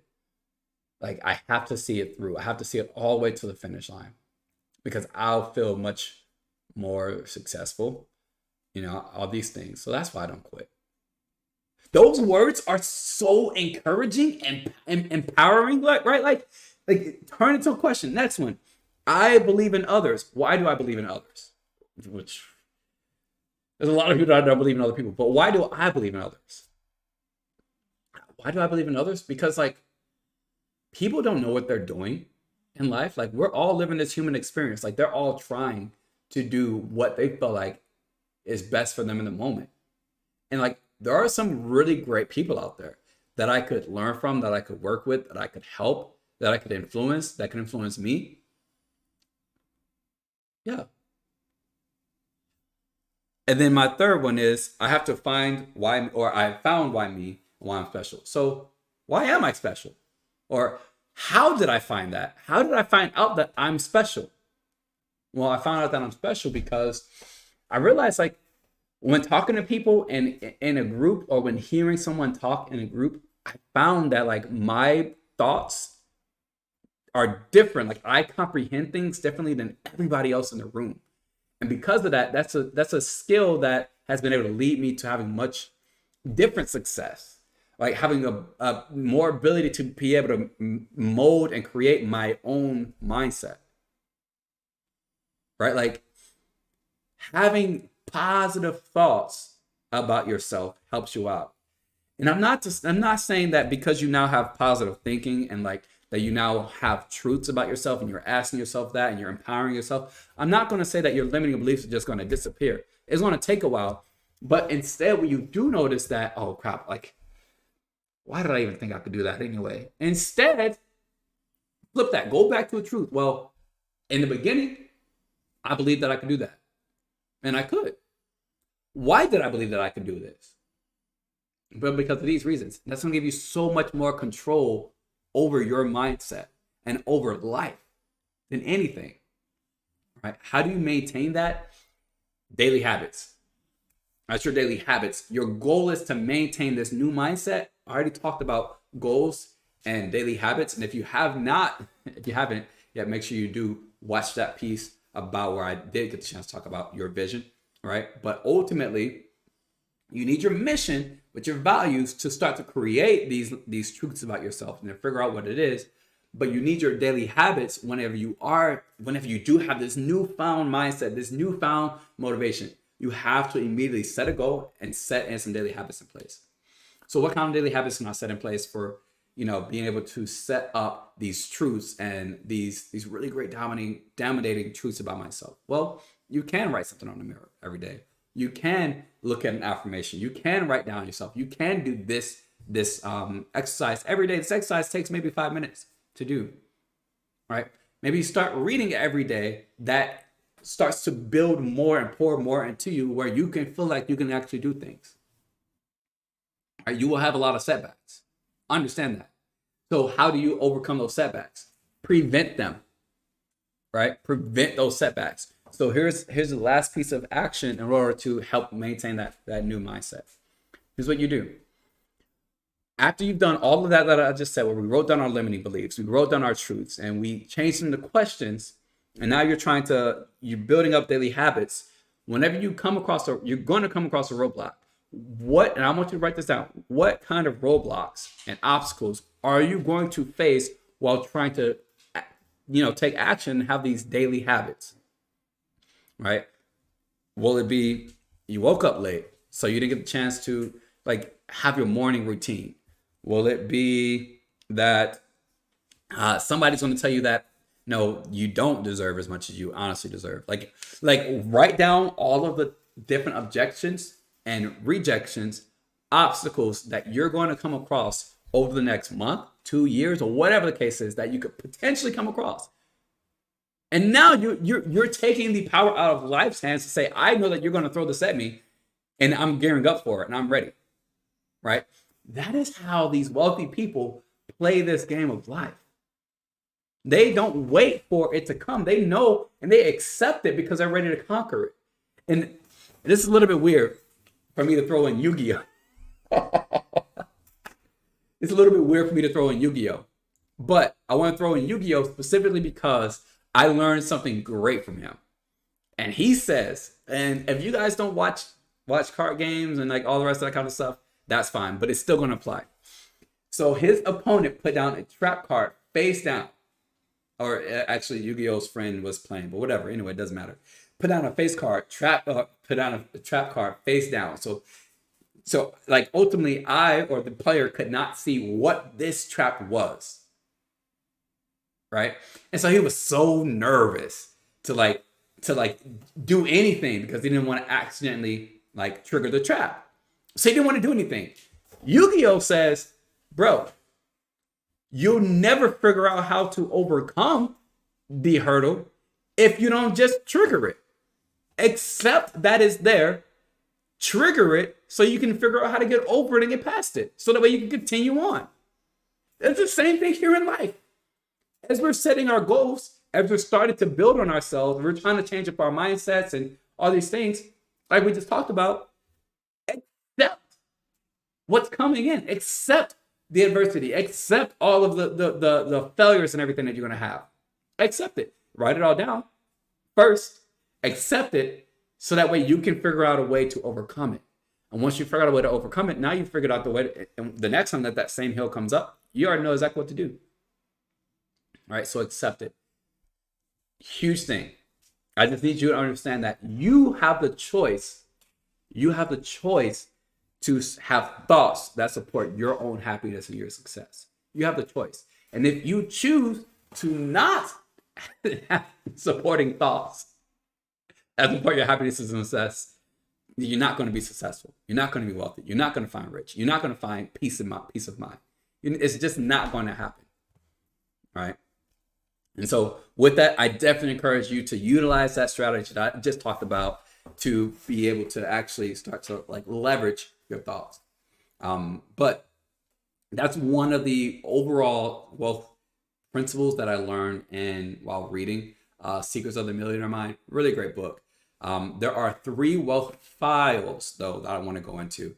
The first one, well, the wealth file is ultimately imagine like you have like in your brain you have like a little crate, right? And you got all these little file folders in there, right? And you pull one out and you open it up, you read it, and it's just like a little document, a couple little documents or whatever, right? Like in your brain, you should have these wealth files. So that way, when you start to actually feel like you're thinking from a poor filter or your actions are from a poor method of yours, you can go into your wealth files, pull it out and say, oh, this is what I'm doing.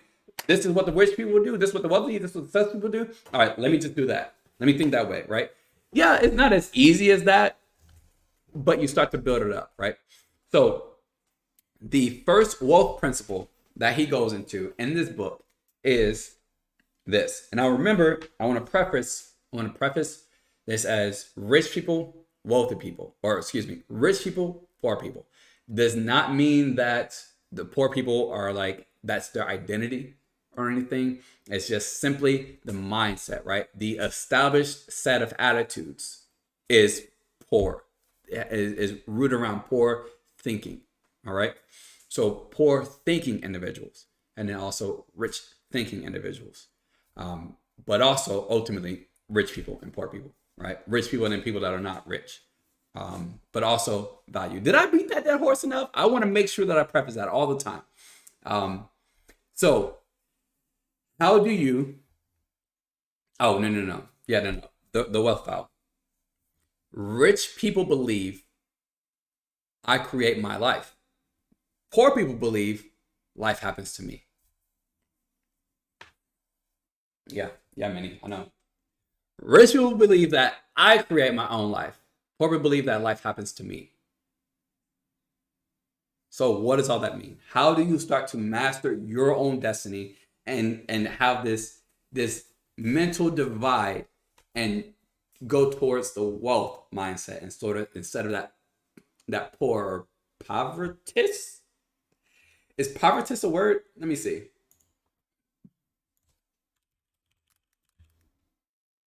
Pervertious? Yeah. Yeah, I was right. Pervertious. That's cool. This pervertious mindset. I just created a word. That's actually an Oxford dictionary. All right. So how do you actually figure out a way to master your own destiny and become and go from life happens to me to I create my life? Right. Obviously, like we are a channel that focuses on personal growth and success strategies. Right. And so because of that, how the mindset of the rich versus the poor actually influences their life changes everything. And if you truly don't believe that mindset can set you up to not be poor at least, then I need you to definitely listen in. Pull up some of these mental files. All right. But briefly, the difference between like I create my life and life happens to me.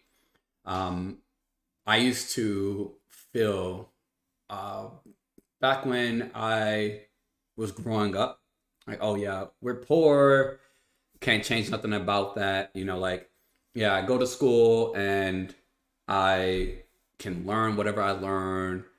Everything is just how it's going to be. I'm going to grow up, not going to really get a good job because like I'm poor now, so I can't learn anything.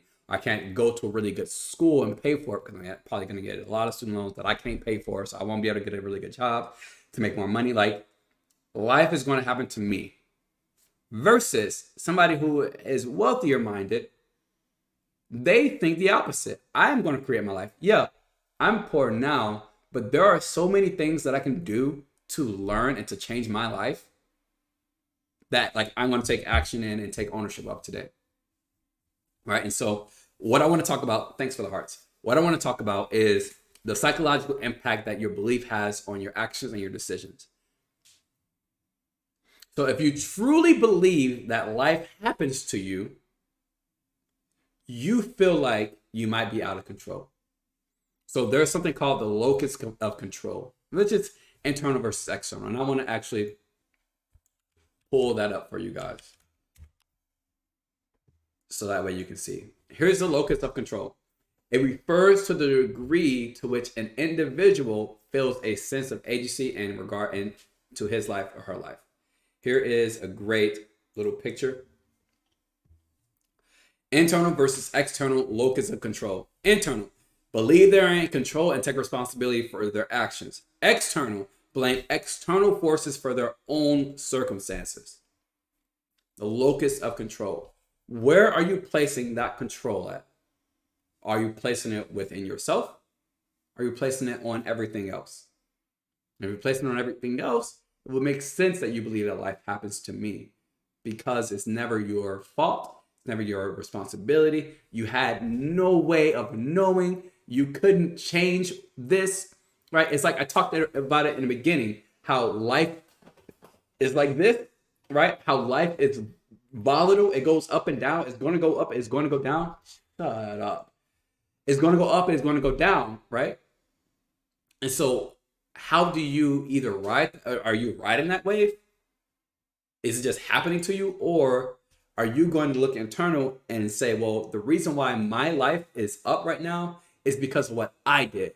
The reason why my life is down right now is because of what I did or ultimately did not do, right? If you can figure out how to truly actually place your control within yourself, you're going to be able to much better manage actually having good decision-making skills and building on better daily habits, right? Because now you're taking that control for yourself and saying that you're going to shape your life. But the biggest thing is you actually have to truly believe it first, where you actually have to truly believe like that you can create your life.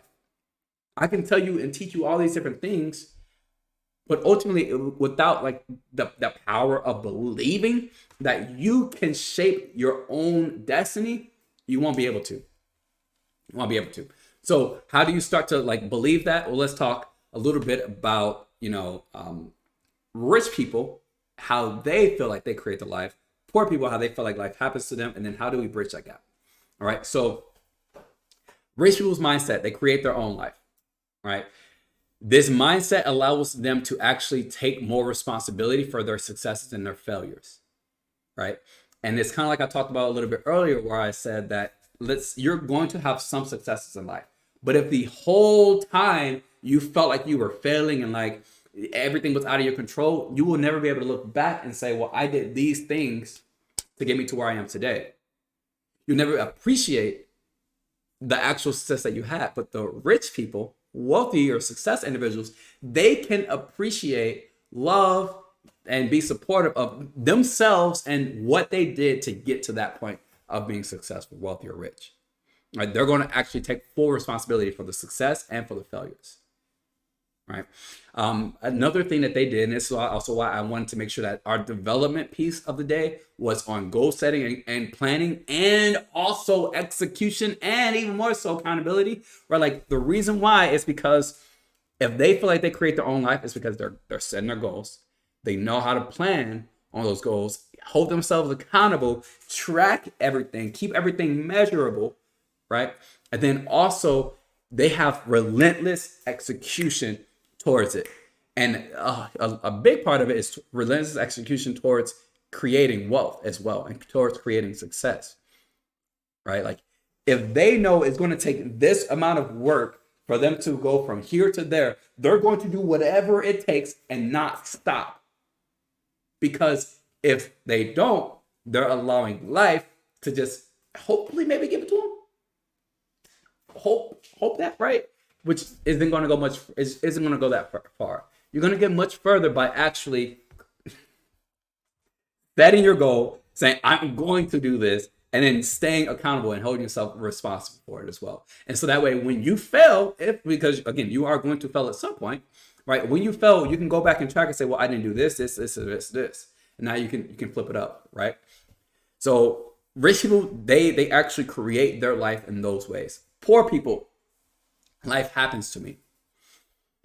So let's just say that you are a lot of poor people, like they end up going to like gas station and to like grab a scratch off, right? Hoping that life happens to them, that they'll just magically get rich, right? That's just what they hope, right? And that like maybe I'll just get rich someday. Maybe I'll come across somebody's, a really nice person who gives me all the money that I need to pay off my debt. Like I hope that, come tax return season, like I get a lot of money to be able to buy this next car or whatever. Like they expect life will always happen to them no matter what. Now that might be a huge extreme to say no matter what, but I want to talk about the extremes, right? That locus of control, that left side, that right side, that internal, that external, right?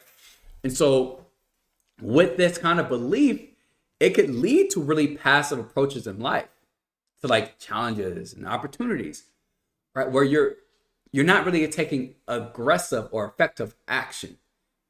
You're not making decisions that ultimately are going to serve for the success.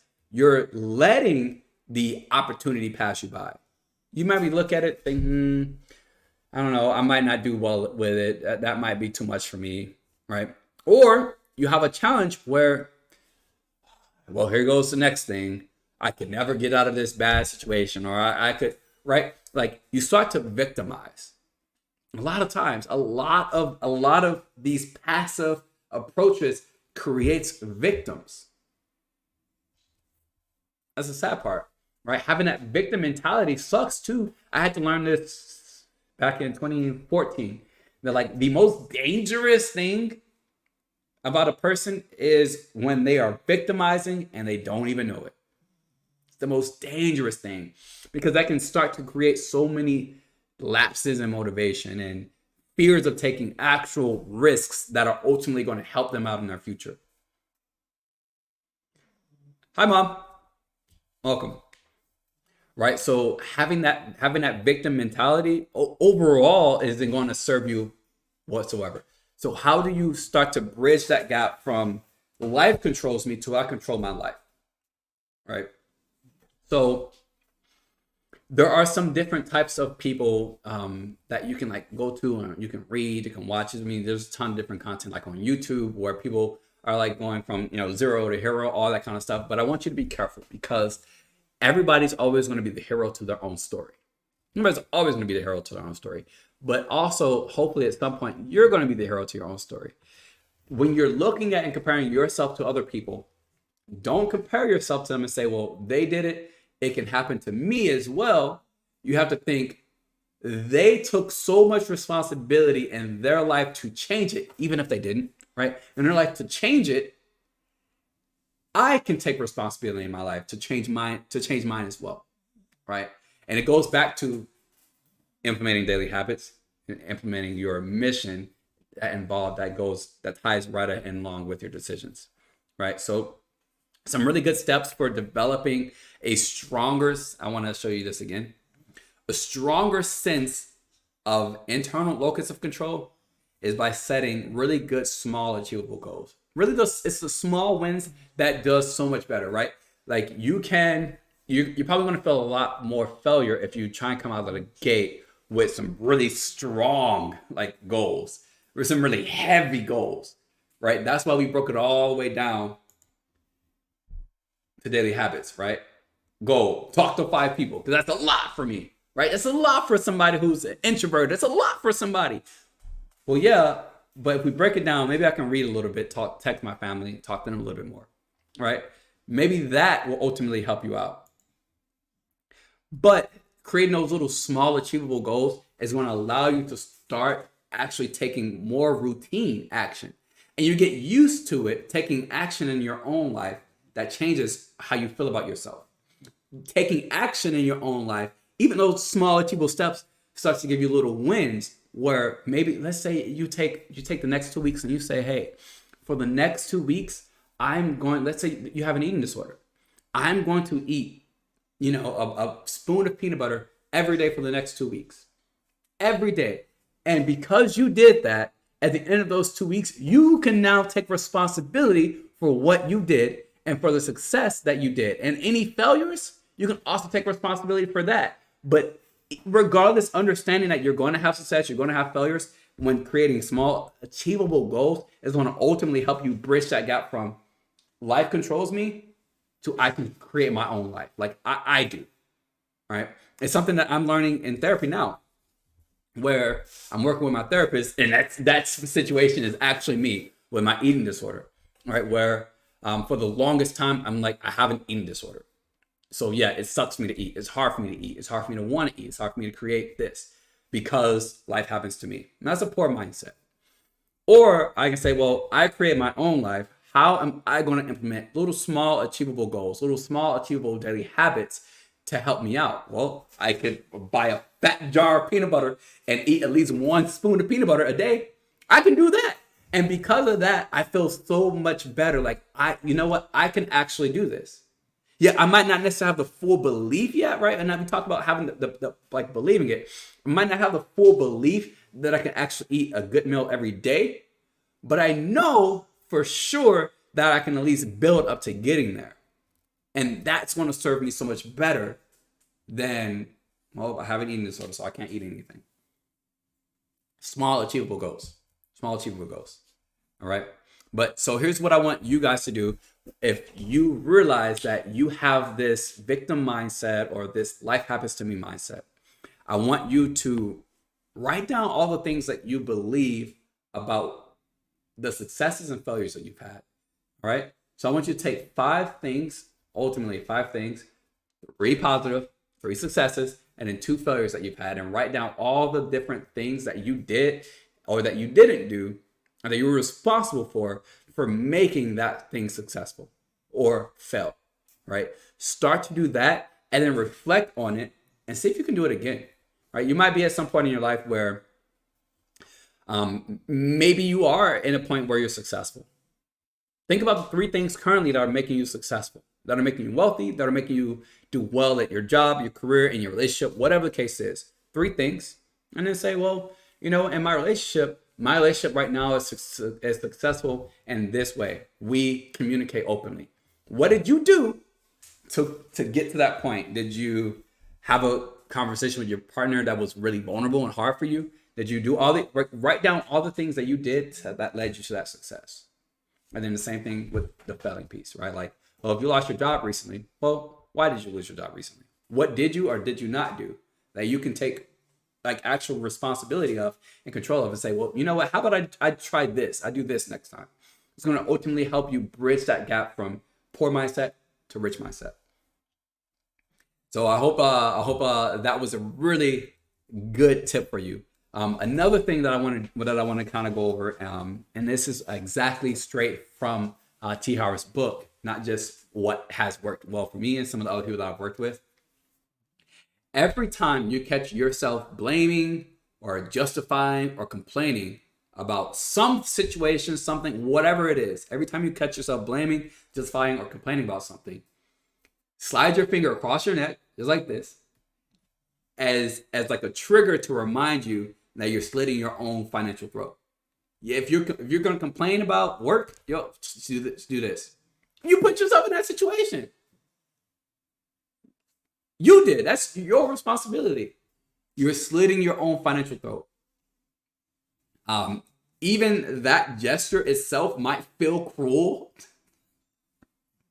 It feels cruel to me to do it right in front of you guys, right? But it's no more worse or crude or cruel than what you're actually doing to yourself by allowing yourself to put the blame on somebody else, to justify why this didn't go your way, or to actually complain about things that are actually in your control.